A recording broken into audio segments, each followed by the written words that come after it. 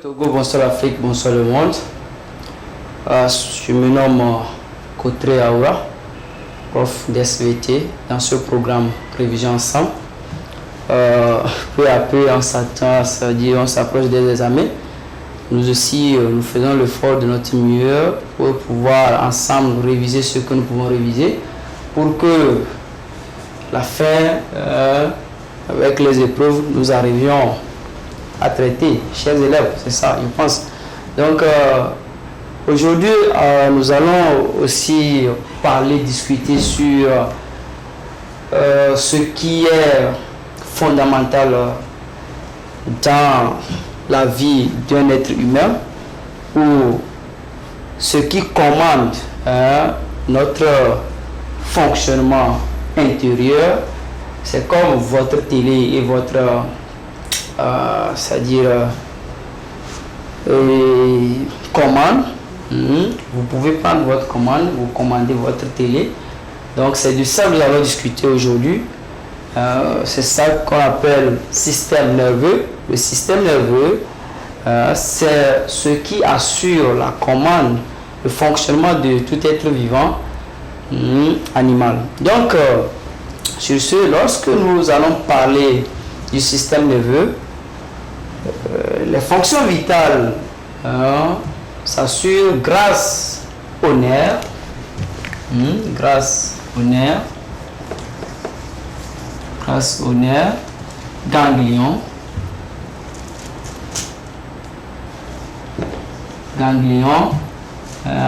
et le centre nerveux.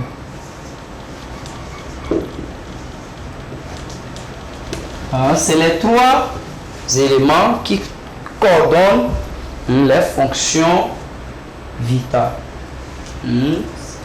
Pour pouvoir réagir, pour pouvoir faire des actions, des gymnastiques et autres, c'est grâce à cet ensemble-là, appelé système nerveux.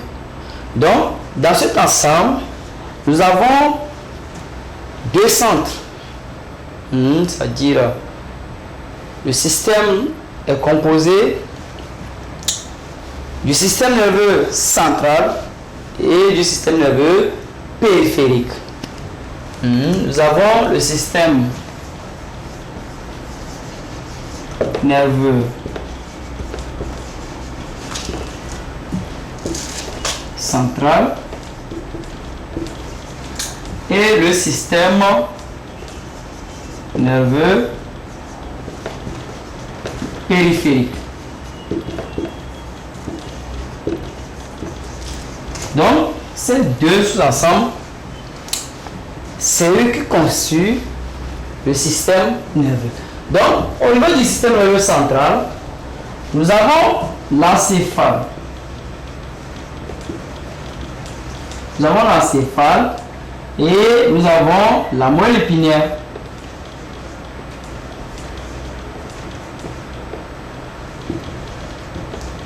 La moelle épinière.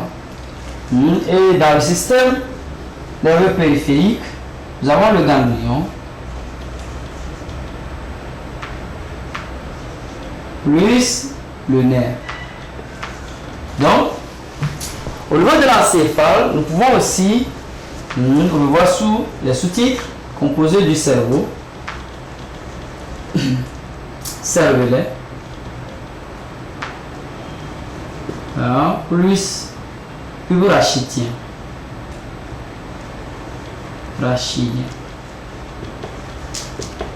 Donc, c'est ce qui est l'ensemble du système nerveux. Donc, du coup, les fonctions vitales s'assurent grâce à ce système, ou si nous prenons le système nerveux central, le cerveau, le cervelet, la pubis rachidien, et il coordonne les fonctions qui se font grâce à la volonté, c'est-à-dire les fonctions que nous pouvons réagir en mettant en valeur la connaissance, c'est-à-dire ce que je vais faire, je le sais avant de le faire. Donc, ces fonctions-là sont coordonnées par l'encéphale, composé du cerveau cervelet et du pubis rachidien. Maintenant, les actes involontaires. Par exemple, la fermeture des paupières grâce s'il y a un objet qui vient, qui s'approche de notre œil. Cela, c'est un acte involontaire. Donc, cela est assuré grâce à la moelle épinière. La moelle épinière assure des fonctions où vous ne faites pas à l'intervention de votre volonté. Vous le faites involontairement. Donc, du coup, si nous quittons là-bas, qu'est-ce que l'élève doit savoir? On va chercher maintenant à savoir comment est constitué ce système. Donc, si nous prenons le système central, nous avons deux substances. Nous avons une substance grise. Nous avons une substance grise et substance blanche.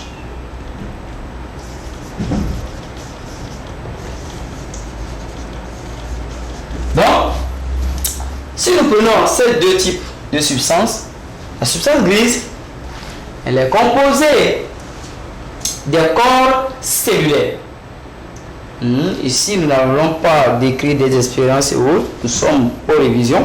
Donc, du coup, nous allons aller directement droit au but en vous disant que lorsque vous prenez la substance grise, vous avez les corps cellulaires à ce niveau.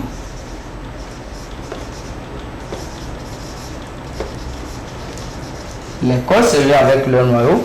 Et ici, vous avez des fibres composées d'axones. Donc, ici, il y a les corps cellulaires. Ici, il y a les fibres ou bien l'axone. Donc, du coup, si nous prenons l'ensemble là,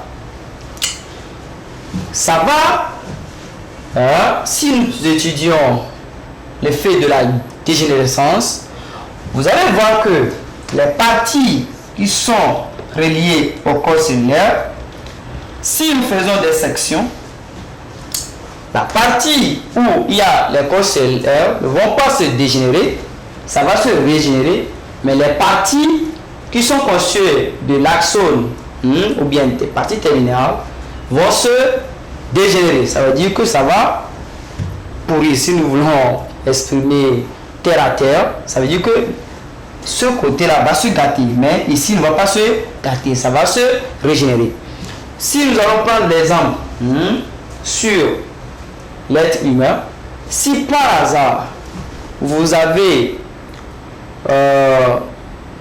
c'est-à-dire vous avez coupé votre main, excusez-moi, c'est-à-dire la partie qui est sortie de votre main va se dégénérer, ça va gâter, ça ne va plus exister.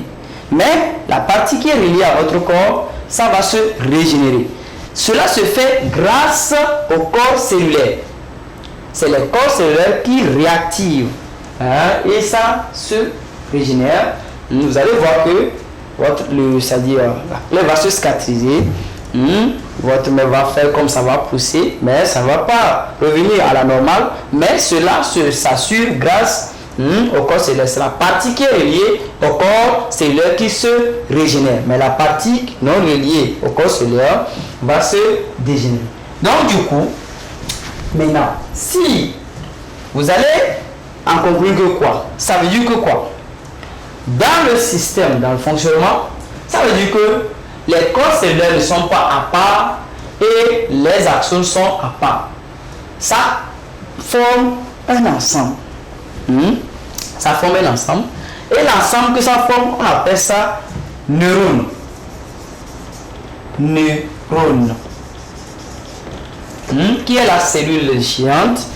Neurone, c'est la cellule géante qui assure la fonction d'excitabilité, de conductivité, et ça permet à obtenir une réponse qu'on appelle potentiel d'action, où nous allons arriver tout de suite. C'est-à-dire, le neurone, grâce au neurone, propriété de conductivité s'assure, et ça arrive à ce que nous puissions, c'est-à-dire nous puissions étudier ce qu'on appelle potentiel d'action, le PA. Donc, cela s'assure grâce au neurone.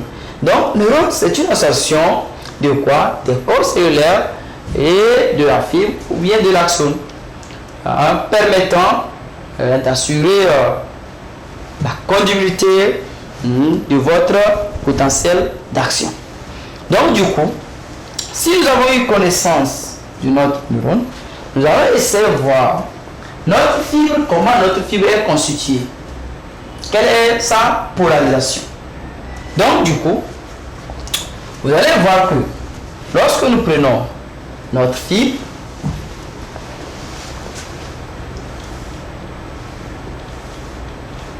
avec l'appareil appelé osseous-grave,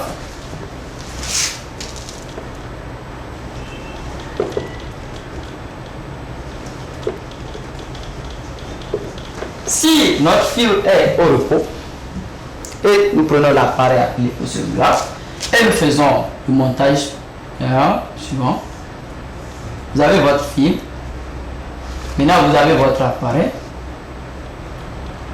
c'est clair. Maintenant votre appareil ici, si vous faites introduire ici, au moment où vous n'avez pas encore introduit votre électrode à l'intérieur de votre fibre, vous allez voir que ça va vous donner la courbe ici, vous êtes c'est-à-dire 0, vous allez voir que vous allez être au point 0. Mais une fois que vous introduisez votre électrode dans la fibre, vous allez voir que la courbe va descendre jusqu'à peut-être moins 5, moins 2, moins 3 ou bien moins 70. Ça dépend du nombre négatif. Ce qui est que, une fois, lorsque vous introduisez votre électrode dans la fibre, ça va vous donner une réponse négative. Et si c'est maintenu, ça va rester là-bas. Du coup, cela va pousser notre inquiétude à savoir comment s'est-il passé à ce que lorsque notre fibre elle est au repos et que au moment où on n'avait pas encore plongé notre électrode à l'intérieur de la fibre, on est au potentiel, c'est-à-dire 0. Mais lorsqu'on a introduit, on voit que ça passe de 0, ça vient à un nombre négatif, Donc du coup, cela va pousser à faire les études pour voir comment est constitué l'extérieur et l'intérieur de notre fibre. Vous voyez? Du coup, par des recherches, vous allez voir que lorsque c'est venu au moins 110, ça peut être moins 5, moins 3, donc l'essentiel que ça soit un nombre négatif, et ce que ça va vous donner, c'est ça. Cela, déjà, vous amène à dire quoi? Comme on était au potentiel 0 lorsque la fibre est au repos et qu'on n'a pas encore introduit notre électrode à l'intérieur de la fibre, cela veut dire que l'extérieur était polarisé positivement. Maintenant, à l'intérieur, lorsqu'on a introduit, ça nous donne nombre négatif. Ça veut dire que l'intérieur est polarisé négativement. Donc, la fibre au repos est négative à l'intérieur et positive à l'extérieur. C'est ce que cela veut nous dire. Donc, du coup, on va voir maintenant quelle est à l'origine de cette polarisation au niveau de notre fibre. Vous voyez? Donc, du coup, on va voir que quoi? On va voir que cela est dû aux effets des ions. Et ces ions, c'est les ions Na+ à l'extérieur et K+ à l'extérieur. Maintenant, qu'est-ce que se passe? C'est-à-dire, Na+ et K+ sont à l'extérieur comme à l'intérieur, mais leur quantité diffère. Ça veut dire que quoi? Le nombre d'ions Na+ à l'extérieur est supérieur qu'à l'intérieur. C'est comme ça aussi, le nombre d'ions K+ est plus à à l'intérieur de la fibre qu'à l'extérieur. Cela nous a dit que quoi? Ça veut dire qu'il y a une égale répartition des ions Na+ et K+. Les ions Na+ sont plus à l'extérieur et les ions K+ sont plus à l'extérieur de la fibre. Ce qui amène la fibre à être comment? Polarisée positivement et négativement à l'intérieur et positivement à l'extérieur. Et on parle d'une égale répartition des ions Na+ et K+, qui est à l'origine de la polarisation de votre ou bien de notre fibre. Donc, une fois que l'élève maîtrise cela, on va maintenant connaître comment les messages se transmettent. C'est-à-dire que notre corps est constitué de multitudes de neurones qui jouent la commande et la relève dans des informations. Donc, cela est dû grâce aux synapses. Nous avons des synapses. C'est grâce aux synapses que les informations se relèvent. C'est-à-dire, c'est comme vous voulez cheminer avec votre bus. Arrivé à quelque part, vous allez laisser votre bus pour sortir et entrer dans autre bus. Vous voyez, arrivé à quelque part, si c'est l'arrêt de ce bus, ça va s'arrêter là-bas, mais vous n'êtes pas encore arrivé à la destination, vous allez encore continuer en rentrant dans autre bus. C'est comme ça, au niveau de notre corps, les informations se passent. Si l'information qui quitte au point A veut aller au point B, mais et qu'il y a des ponts à franchir, ces ponts sont appelés des synapses. Maintenant, ces synapses se forment avec plusieurs fibres, si nous pouvons dire, ou bien plusieurs terminaisons des fibres. Parce que si vous prenez votre fibre, vous avez les parties terminales, c'est clair. Vous avez votre corps cellulaire, le noyau ici. Vous avez votre axone vers le bas. Donc, du coup, on peut avoir des synapses, c'est-à-dire contact entre axone et axone. Ça veut dire que nous avons synapse axonique, c'est-à-dire cette zone de jonction est lieu entre deux axones. Vous pouvez aussi avoir autre contact entre les dendrites, ça ce sont des dendrites, c'est clair, et votre axone. Donc ça forme synapse axodendritique. Ça veut dire que zone de jonction entre dendrite et axone. Vous pouvez aussi avoir autre jonction entre votre corps cellulaire et l'axone. Donc ça donne axosomatique, c'est-à-dire zone de jonction entre axone et corps cellulaire. Donc, ça donne axosomatique. Synapse entre l'axone et corps cellulaire. Donc du coup, à part ces synapses entre votre neurone, vous pouvez avoir autre synapse entre votre neurone et votre muscle. Nous allons arriver là-bas, si le temps nous permet, ou bien avec les jours à venir, si nous avons eu la chance, nous allons aussi discuter sur les fonctions du muscle et nous allons en discuter mieux. Sinon, il y a synapse entre muscle et le nerf, appelé quoi? Plaque motrice. C'est la plaque motrice. Zone de jonction entre votre muscle et le nerf.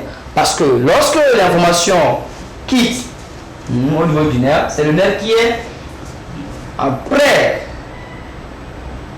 Si c'est une information venant de l'excitation de votre peau, par exemple, c'est le nerf qui est responsable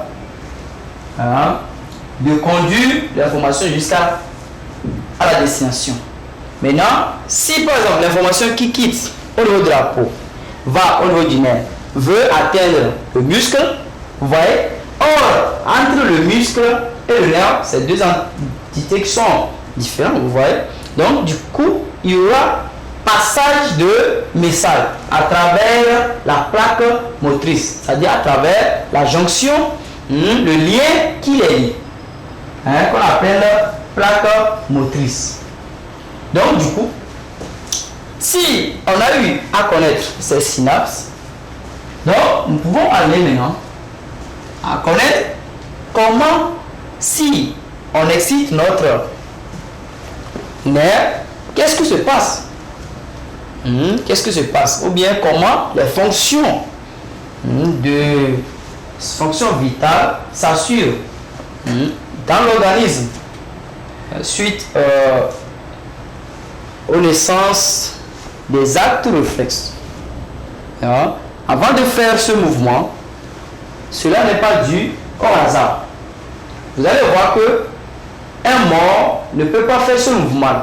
Ce mouvement se fait grâce au système nerveux, au réflexe, et grâce aux informations que notre cerveau ou bien notre moelle épinière informe notre corps. Par exemple, les effecteurs. Les effecteurs, c'est ceux qui sont affectés par l'information venant de notre cerveau. Vous voyez, par exemple, avant de voir, c'est le nerf qui amène l'information venant de notre cerveau avant que l'œil puisse nous dire que ce que tu vois là, c'est le caméra, c'est la télé, c'est la couleur. Vous voyez, ce n'est pas l'œil qui le fait, mais c'est le cerveau qui permet, grâce au nerf optique, qui amène les informations venant du cerveau. L'œil va servir à quoi? Va servir à regarder, à permettre la lumière de rentrer, d'amener l'influx nerveux au cerveau et de le ramener maintenant par interprétation à ce que l'œil puisse nous dire que c'est ça, c'est ça, c'est ça. Donc l'œil ne sert que la vitrine, si nous pouvons le dire. Donc c'est comme ça. Donc les fonctions s'assurent grâce au système nerveux, au nerf. C'est ça, il dit premièrement que les fonctions vitales sont assurées grâce au nerf ganglion et le centre nerveux.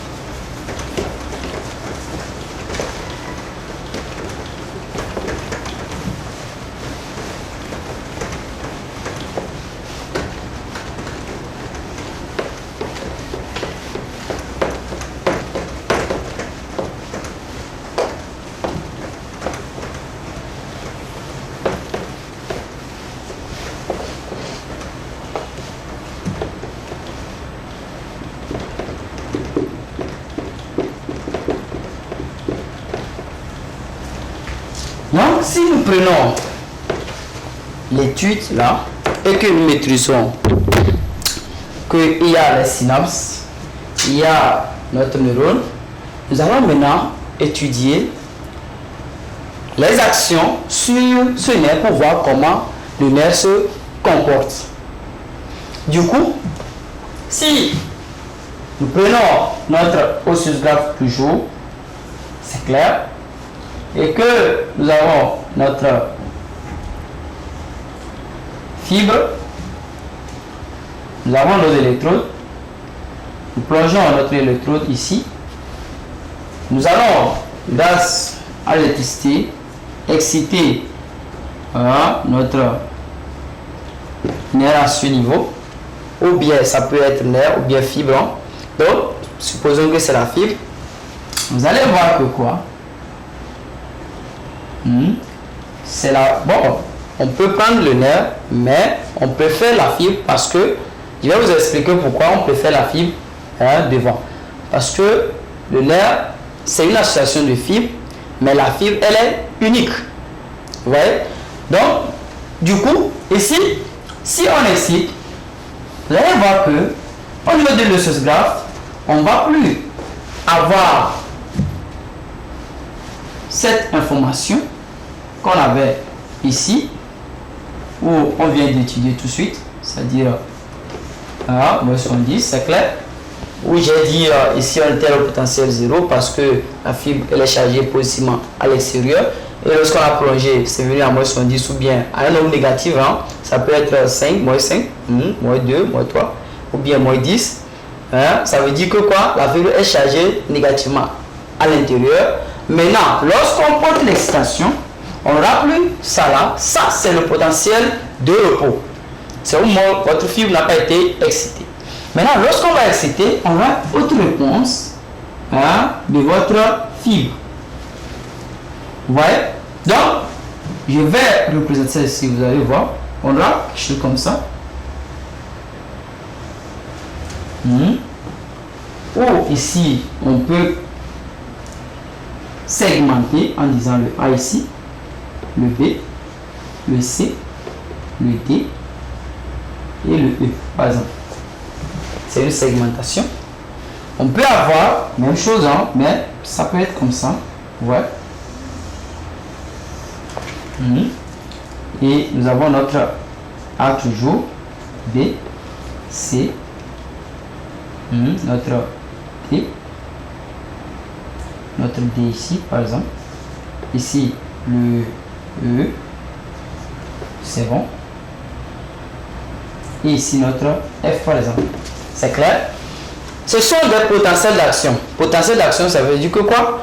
On a obtenu ça, excusez-moi, on a obtenu ça suite à l'excitation. C'est ce que ça veut dire. Potentiel d'action.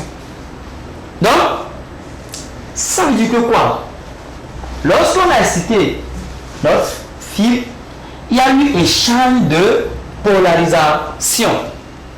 L'intérieur qui était négatif devient au niveau de notre électrode réceptrice positive. Vous voyez? Ça veut dire que lorsqu'on a excité, il y a eu inverse de polarisation.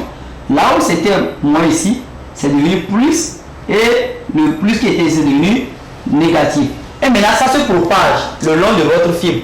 Maintenant, arrivé sous l'électrode réceptrice, ça va vous donner maintenant la réponse. Ça va vous donner, ça va vous dire que votre fibre, il y a eu échange de polarisation. C'est ce que ça veut dire. Donc, du coup, on va vous dire, très chers élèves, d'analyser ça et d'interpréter par exemple. Et ici, nous sommes avec un seul électrode réceptrice. Ça veut dire que la réponse que vous allez obtenir, c'est unique, c'est-à-dire que une seule réponse monophasique. Vous voyez? Ce n'est pas diphasique parce que vous avez un seul électrode réceptrice. C'est clair? Donc du coup, ça ce sont des PA monophasiques. Jusque quoi? Et si il y a eu ce creux parce qu'il y a eu hyper repolarisation. Nous allons tout de suite faire l'analyse, vous allez voir. Ça veut dire que quoi? Ici, ça veut dire que ça, c'est artefact de stimulation. Le A là, c'est artefact de stimulation. C'est artefact de stimulation.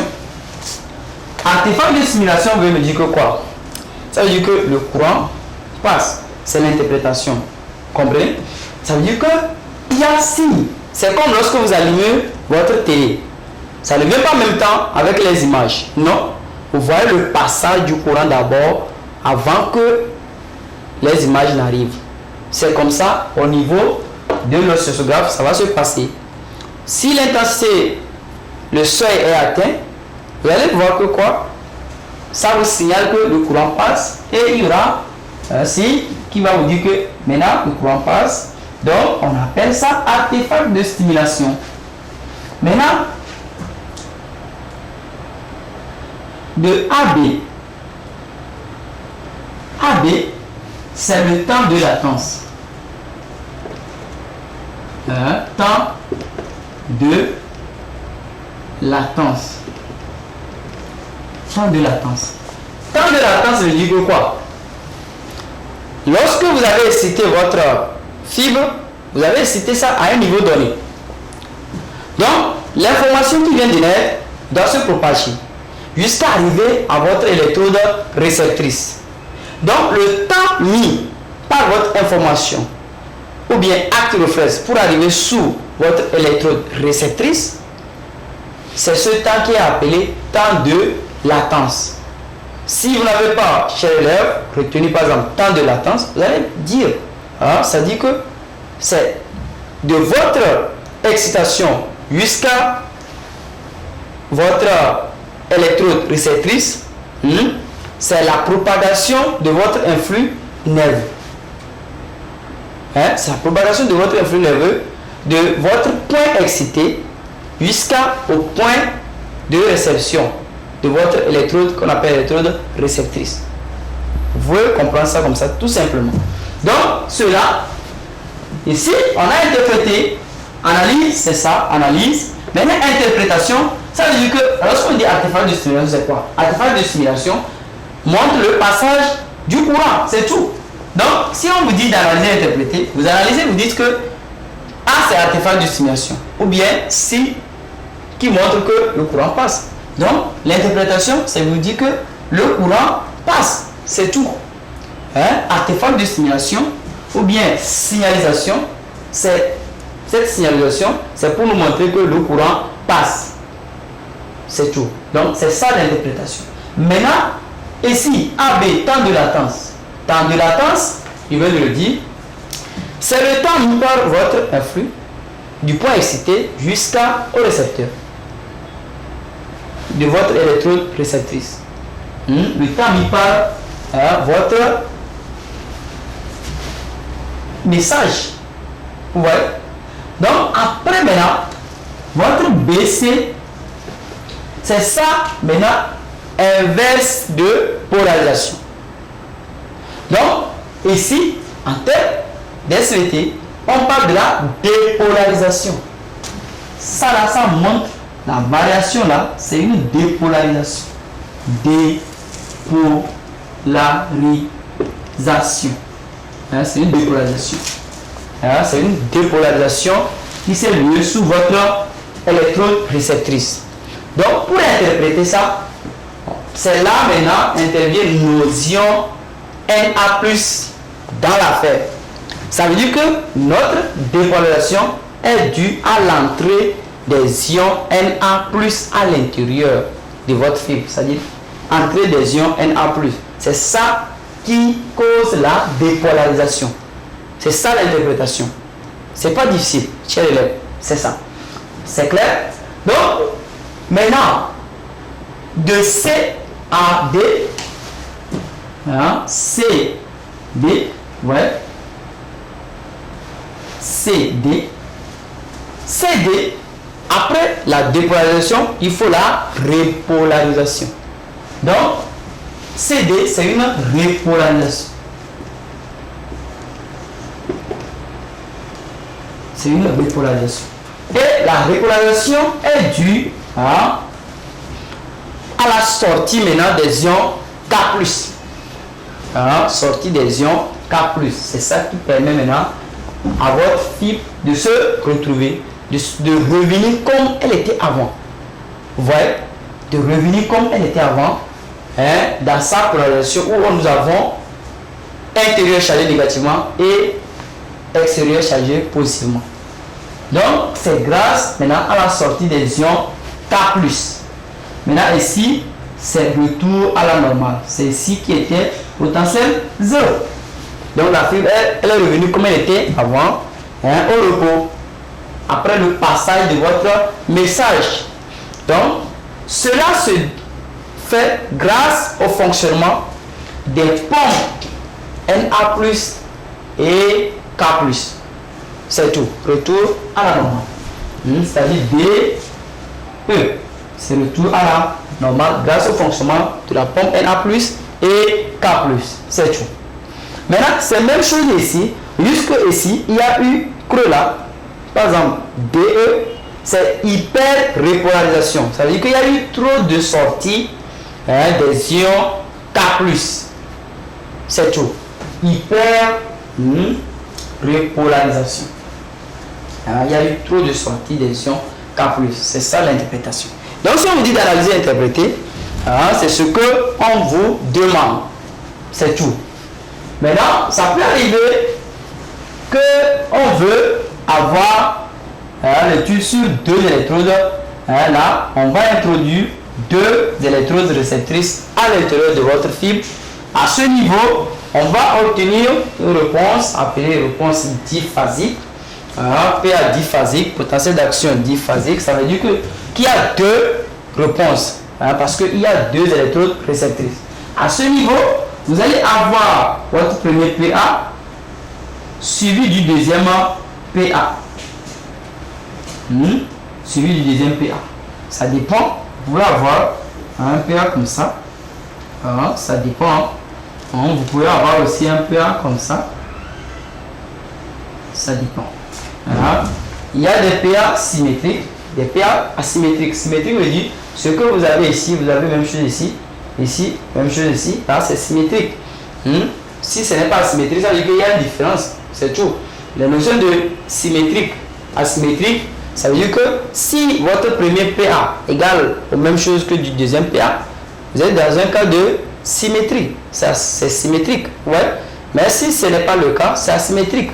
Donc, du coup, que les élèves ne confondent pas les choses. On peut vous représenter les choses, on vous dit de voir si ces PA diphasiques sont symétriques ou bien sont asymétriques. Donc, c'est à vous de voir. Les mêmes choses sont symétriques. Ce qui est différent, c'est asymétrique. C'est tout. Donc, du coup, c'est la même chose. Ici, on a même chose. A, B, C, D, vous voyez, E, F, G par exemple.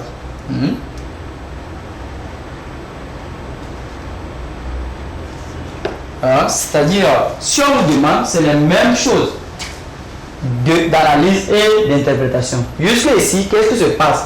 Vous allez préciser que ça là, c'est pour la première électrode et ça, c'est pour la deuxième électrode. Nous sommes à la révision. Je ne peux pas, c'est-à-dire, je ne peux pas tout écrire. Il y a tout ça là. C'est-à-dire, ici, qu'est-ce qui se passe? On a dit que quoi? AB, c'est le temps de latence. Maintenant, ici, vous allez dire AB, temps de latence sous la première électrode. C'est tout. Maintenant, la dépolarisation sous la première électrode, la dépolarisation, la première électrode. Maintenant, ici, vous voyez, c'est deuxième dépolarisation, mais qui est sous quoi? Deuxième électrode. Donc, vous allez dire la dépolarisation sous la deuxième électrode. Repolarisation sous la deuxième électrode et retour normal de votre fibre. Vous voyez? Donc, c'est tout. Donc, c'est la même chose. Vous allez dire, par exemple, pour interpréter, sortie c'est-à-dire entrée plutôt des ions Na+, sous la première électrode. Vous voyez? Ici, sortie maintenant des ions K+, sous votre première électrode. Ici, on est sous la deuxième électrode. Juste, c'est la même chose, mais vous allez préciser que nous sommes sous la première électrode ou bien sous la deuxième électrode. C'est tout. Donc, sur ce, si nous avons une connaissance des potentiels d'action, on va voir que quoi? Que ça soit nos fibres ou bien les nerfs, il y a quelques différences qui peuvent y arriver. Si nous prenons notre fibre, il y a les fibres en myéline et il y a les fibres sans myéline, c'est-à-dire les fibres. Je vous rappelle que lorsqu'on parle de fibres, ce sont des composants du nerf, c'est clair, qui ont tous les éléments organismes que nous avons étudiés auparavant au niveau de l'organisation cellulaire, c'est-à-dire la connaissance de la cellule, sauf qu'au niveau de ces fibres, il n'y a pas le centriole, il n'y a pas les centrioles, parce que au niveau du nerf, le nerf ne se divise pas, parce que elle est constituée en absence du centriole qui est très important dans la division cellulaire, parce que les centrosomes arrivent à former, à donner l'astère qui est très important dans la migration, c'est-à-dire des chromosomes vers les pôles. Donc, au niveau du nerf, constitué des fibres, il n'y a pas ces centrioles, ou bien, si nous voulons, nous pouvons dire centrosomes. Vous voyez? Donc, il y a les autres organites. Il y a le noyau, il y a les dichtosomes, tout ce que vous avez eu à connaître. On peut vous amener à noter la fibre, donc vous allez annoter. Si vous avez déjà étudié, vous connaissez quelles sont les formes des organismes, par exemple mitochondrie, vous connaissez la mitochondrie, vous connaissez les vésicules, vous connaissez tout ce qui tourne autour de la cellule, donc vous allez annoter. Maintenant, les fibres, il y a les fibres à myéline et les fibres sans myéline. Les fibres à myéline, ça veut dire qu'il y a une couche de la myéline qui entoure votre axone. Mais il y a des fibres qui n'ont pas de cette myéline-là. C'est tout. Donc, du coup, au moment de l'excitation, si c'est une fibre à myéline, ça veut dire que quoi? C'est au niveau des étranglements de ramier. Il y a des parties où ce n'est pas myélinisé. C'est-à-dire qu'il y a des étranglements. C'est à ce niveau seulement que votre fibre est polarisée. Vous voyez? Mais pour les fibres sans myéline, la fibre elle est polarisée sur tout l'ensemble. Elle est polarisée. Donc du coup, dans les excitations, si vous avez utilisé la fibre à myéline, la propagation de l'influx va très vite. Parce qu'il y a des sauts. Une fois que vous avez excité ici, le message ne va pas être continu. Ça quitte ici, ça tombe ici en même temps. Vous voyez? Donc, le message passe vite. Mais tandis que si vous êtes avec une fibre sans myéline, le message, ça fait, pour l'exemple, ça, c'est continu. Donc, ça prend du temps. Donc, ça peut arriver qu'au cours de l'exercice, on fait des gymnastiques et on vous voit, on donne des délais de préparation autres, on vous dit d'analyser et d'en conclure. Donc, il faut tout juste voir que, je suis en face de deux fibres, il y a une qui est en myéline, il y a une qui est sans myéline. Donc, si l'autre qui est en myéline, l'information va vite, c'est juste que quoi? L'information n'est pas continue. L'information effectue des sauts. Vous voyez? Mais là où c'est retardé, ça veut dire que l'information est continue. Et maintenant, vous allez dire ça. Et maintenant, mettre la différence en disant que quoi? L'autre côté était, si on ne nous a pas donné au préalable que ce sont des fibres à myéline et sans myéline, vous allez maintenant, grâce à l'expérience là, en déduire que j'étais en face de deux fibres où il y a une qui est à myéline et il y a l'autre qui est sans myéline. Maintenant, je vous rappelle que quoi? Les fibres, ce sont des constitutions du nerf. Maintenant, si on quitte là-bas, il faut maintenant connaître quoi? Savoir que si je suis avec la fibre et je suis avec le nerf qui est constitué de différentes sortes de fibres, si je porte une excitation sur la fibre, si le seuil d'excitation est atteint, c'est que la réponse que j'obtiens est d'emblée maximale.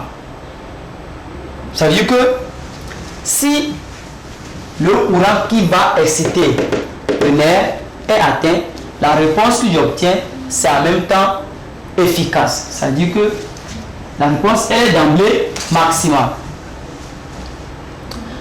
C'est ce qui nous amène à dire que la fibre obéit à la loi du tout ou rien. Ça veut dire que soit le seuil d'excitation, vous voyez, de la fibre là est atteint, ça va l'exciter, mais si ce n'est pas atteint, ça ne va pas exciter. Donc, du coup, ça veut dire que la fibre répond, soit c'est atteint, soit ce n'est pas atteint. Donc, c'est ça qui nous amène à dire que la fibre obéit à la loi du tout ou rien. C'est clair? Mais ce n'est pas le cas au niveau du nerf. Parce que quoi? Le nerf est constitué d'autres sortes de fibres. Le nerf n'est pas constitué uniquement d'une seule fibre. Donc, du coup, si vous commencez à exciter le nerf, vous pouvez avoir que si vous variez l'intensité d'excitation, vous allez voir que premièrement, vous pouvez avoir des puits avec telle amplitude. Vous voyez que si vous augmentez votre intensité d'excitation, ça peut encore varier. Si vous augmentez encore, vous allez encore voir que le PA varie. Mais arrivé à un temps, si vous augmentez, ça reste au même niveau. Ça reste au même niveau. Quelle que soit l'intensité que vous prenez pour exciter le nerf. Donc ça veut dire que quoi? Il y a eu un phénomène d'augmentation des amplitudes de vos potentiels d'action. Ça veut dire qu'il y a eu quelque chose qui s'est passé au niveau du nerf. Et la chose qui s'est passée est que quoi? Il y a eu recrutement des fibres. Ça veut dire qu'avec votre excitation du départ, il y a d'autres fibres qui ont répondu, mais il y a d'autres qui ne sont pas en mesure de répondre avec cette intensité d'excitation. Vous voyez? Donc, du coup, ça veut dire que les premiers à répondre, c'est eux qui ont donné telle réponse. Après, lorsque vous avez augmenté, il y a eu d'autres fibres qui ont répondu. C'est ça qui a permis l'augmentation d'amplitude de votre PA. Ensuite, vous avez encore augmenté. D'autres ont répondu. C'est ça qui a fait que l'amplitude a augmenté. Maintenant, lorsque vous augmentez l'intensité, il n'y a plus de variation de l'amplitude ou ni de quoi que ce soit sur votre PA. Cela est dû que quoi? Toutes les fibres qui sont l'ensemble de ce nerf, toutes ces fibres ont répondu. Là, cela nous amène à dire que quoi? À conclure que la fibre répond maintenant à la loi du tout ou rien, mais le nerf obéit à la loi du recrutement. Ça veut dire que il y a la notion de recrutement. C'est comme les fibres se recrutent. Donc du coup, cela nous amène à voir que quoi? Notre nerf est conçu de trois sortes de fibres. Nous avons les grosses fibres, les moyennes et les tout petites. Maintenant, lors des excitations, les grosses fibres répondent premièrement. Après, les moyennes vont répondre et les tout petits vont répondre.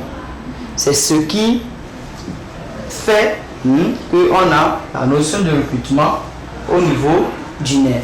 Donc, si lors des exercices, on vous donne des trucs, on vous dit d'analyser et d'interpréter, il faut bien observer. Vous êtes en face de quel problème? Lorsqu'on amène l'exercice ne vient pas sans une réponse au préalable de celui qui a conçu l'exercice là. L'exercice vient pour que l'élève puisse s'en servir des explications du cours pour répondre. Maintenant, pour répondre, il faut que l'élève en sache que quoi? Ce qu'on m'a demandé, on veut que je réponds comme ça. Par rapport aux explications du cours qu'on m'a dit, il faut que je réponds comme ça. Donc, il faut amener maintenant, faire apport de réponse. On ne peut pas vous demander une question, par exemple, sur la fibre nerveuse, et vous allez vous mélanger les choses, vous prenez d'autres choses carrément pour répondre. Ce n'est pas normal. Il faut toujours lire, relire cherchez à satisfaire celui qui a composé le sujet. C'est comme c'est un marché. Il faut satisfaire le client. C'est clair? Donc, on vous pose des sujets. Ne vous jetez pas sur les sujets, mais cherchez à les lire, à comprendre, à voir à peu près dans votre pensée qu'est-ce qu'on veut. On veut m'amener où avant d'y penser à écrire. C'est très important. Alors, il faut satisfaire le sujet dans vos réponses pour que le correcteur soit satisfait aussi de vos réponses. C'est très important. Merci. Donc, du coup, lorsque nous quittons ici, nous avons connaissance de ce qui est la fibre et de ce qui est le nerf. Donc, nous puissions ensemble maintenant voir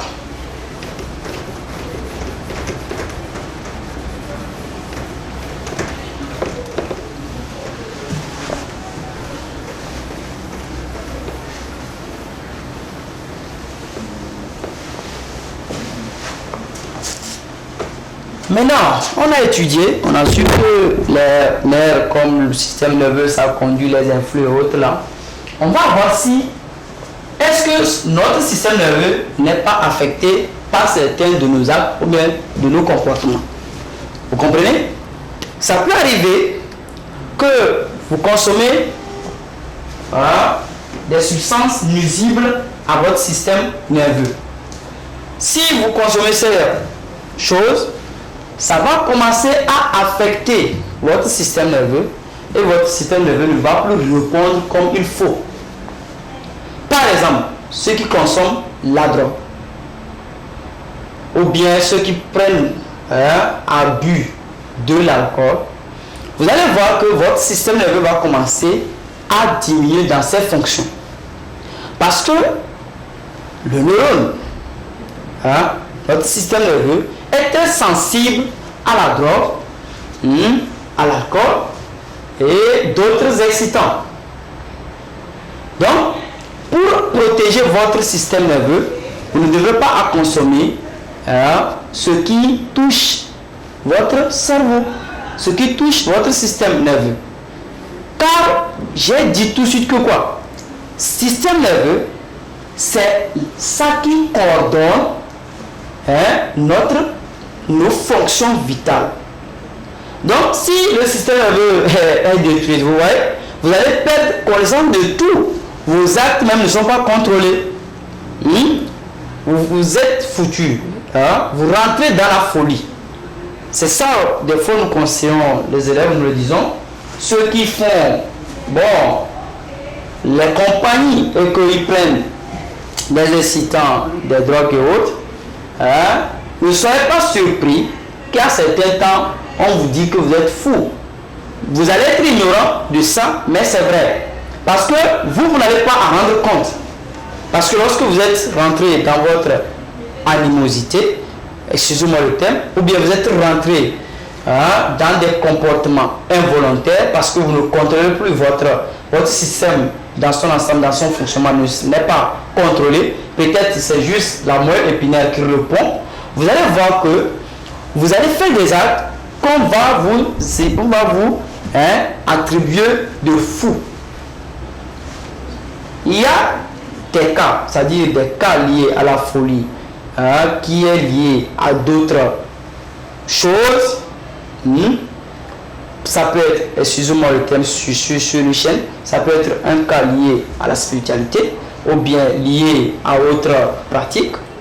Vous comprenez? Mais si c'est grâce à l'alimentation, nos consommations, c'est-à-dire ce que nous prenons, où j'ai donné des exemples, la drogue ou bien les alcools et autres et les excitants, vous allez voir qu'arrivé à un temps donné, vous allez rentrer dans la folie. Donc, chers élèves, chers téléspectateurs, veuillez m'excuser de vous dire de ne pas trop en prendre ou de ne même pas oser à vous approcher de ces produits. qui sont très nuisibles à votre système nerveux. C'est votre vie. Lorsqu'on parle du système nerveux, c'est notre vie. Parce que, par exemple, si tu n'as pas le contrôle de soi, comment tu peux conduire? Même la marche, tu ne pourras pas. Vous voyez, tu peux même chercher à faire des trucs qui ne sont pas normaux, où vous allez vous trouver à quelque part, excusez-moi, en prison, vous voyez, où vous n'avez pas désiré, vous n'avez pas aimé être là-bas. Mais peut-être c'est les excitants ou bien ces produits qui vous ont conduit à être là-bas. Donc, Dieu grâce, notre système nerveux est très sensible à ces produits, la drogue, l'alcool, tout ce que vous connaissez qui est des excitants. C'est-à-dire ce qu'on prend et qu'on commence à faire des actes qu'on ne se contrôle pas, tous ces produits-là sont des produits qui nuisent à notre système nerveux. Donc sur ce, aujourd'hui, je vais m'arrêter ici. Je demande maintenant aux téléspectateurs, surtout les élèves, c'est à vous. Si vous êtes en face de votre épreuve, lisez, prenez connaissance de la question et répondez comme il le faut. Si Dieu nous prête vie et que nous sommes en bonne santé, on se revoit à très bientôt. Je vous salue depuis votre position. Merci.